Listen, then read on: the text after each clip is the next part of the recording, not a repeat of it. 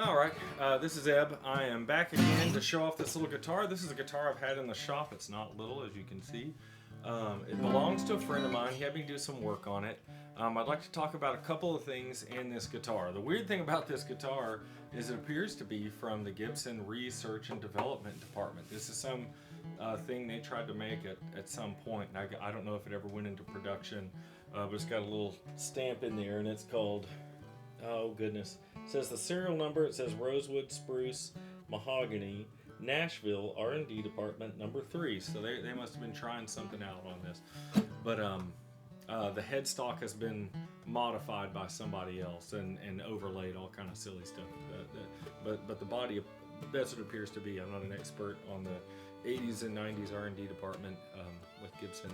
But something I want to talk about first before we get into the guitar is repair. A lot of times people think they need a repair that they may not actually need.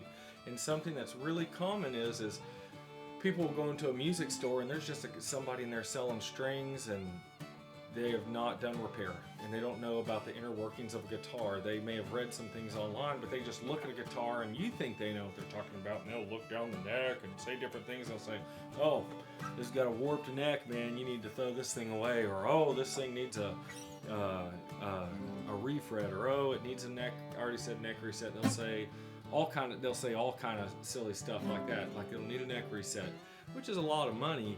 A lot of guitars just don't justify needing that.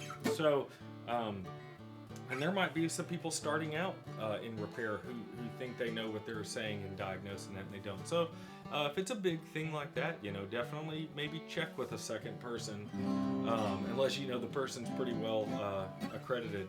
But other than that, people will come in with something, an instrument, and they'll say, oh, it's got this roller coaster neck on it, and I've heard the most dramatic explanations of a neck, and I look at it and it's not that big of a deal. Any of the times people have told me all these horrible things, and that's what my friend thought about this one. I don't know if someone else had told him or what, but he thought it needed a whole new neck entirely. And I said, well, there's a few steps we can do before that. And step number 1 is we can obviously try to address the neck and see if we can get it in a straight situation. That would be the easiest. If we could, it just needs a crank on the truss rod. Well, that's really quick and easy. Next thing is it might need might have some high frets that need to be glued in. It might have some high frets that need to be leveled and crowned. It might need a whole level and dressing on everything. Next step is we could pull the fretboard off. Put it in something like not the fretboard, pull all the frets, leave the fretboard on, do a Dan Erlewine neck jig, and simulate string tension with the strings off of it. So you have all the strings off of it, and we simulate what this neck does under string tension under this particular kind of jig with all these calipers and little arms that are pushing and moving it. And while it's that way, we could level the fingerboard with no frets in it and make it the new, true, perfect, straight surface that it needs to be, but under string tension, because woods move and shift and change around over their lifetimes. An acoustic guitar is going to have 150 to 180 pounds of string tension on it. If you carried that much weight around for 10-20 years every day, you wouldn't stand up too straight either. So sometimes they need that. They need a fresh start to get that board going nice and straight again where it's at, where it's standing. And then you'd put new frets in, it'd play like new.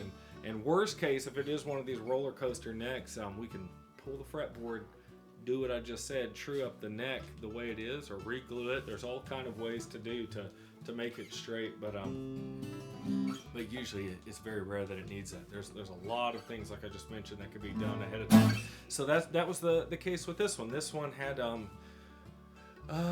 this one I believe didn't have enough play in the in threads, so with the truss rod wasn't working right, so it needed a little bit of help and needed just some washers to get to where you could put tension on the truss rod again. And got the neck straightened out, went ahead and did a level and crown on it. Who knows how old this guitar is. And got it playing again, and that's all it needed. Didn't need a new nut and saddle too, that's separate, but now it plays great again. So again, this is a bizarre square shoulder, almost Martin looking kind of thing with rosewood back and sides. They're solid, and then that little label in there, like I just mentioned. So I don't know if Gibson was going to try to do some kind of a. It says AJ28. It's obviously not an advanced jumbo. So I guess they were trying to go after the D28 kind of a thing, which is what the original AJs were kind of shooting for. But that's this thing. So while I have it here, again, the headstock has been changed later on. He told me that, he knew that. So that's not original at all.